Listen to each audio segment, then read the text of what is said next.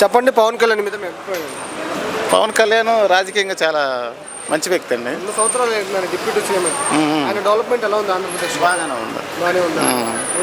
తెలంగాణ కూడా ఈసారి పోటీ చేస్తా అంటున్నారు. అక్కడ ప్రభావం ఏమైనా ఉంటుంది అనుకుంటున్నారా? ఉండేది కానీ ఇన్ని సీట్లు రావు, తగ్గుతాయి కాసిన. ఆయన తిట్టే వాళ్ళ మీద మీ అభిప్రాయం ఏంటి? మొన్నకొకటి ఆ కామెంట్స్ అనేవి అందరి మీద వస్తాయండి, ఏం సహజం. యూట్యూబర్ రావణ్ ఆయన గురించి వ్యాఖ్యలు చేసి ఆ వ్యాఖ్యల మీద మీ అభిప్రాయం ఏంటి? అవన్నీ సహజంగానే వస్తాయి, వాటి గురించి పట్టించుకోకూడదు రాజకీయ నాయకులు.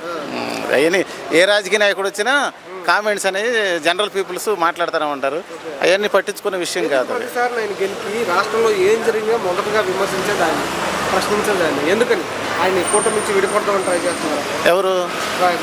Opposition party operation. ఇక అదన్నీ వాళ్ళ మనసుకే తెలుసండి, మనం ఏం చెప్పగలుగుతాం అట్లా వాళ్ళ గురించి. ఎందుకంటే రకరకాలు మాట్లాడుతూ ఉంటారు. అవన్నీ పవన్ కళ్యాణ్ గారు పర్వాలేదండి, ప్రజల సమస్యలపైన నిలబడుతున్నారా? పోరాడడానికి అవకాశం ఉంది. పవన్ కళ్యాణ్ గారు చాలా మంచి వ్యక్తి. ఓవరాల్గా ఆయన గురించి ఒక మాటలు చెప్పాలంటే ఏం చెప్తారు? రాజకీయంగా చాలా మంచి వ్యక్తి అండి.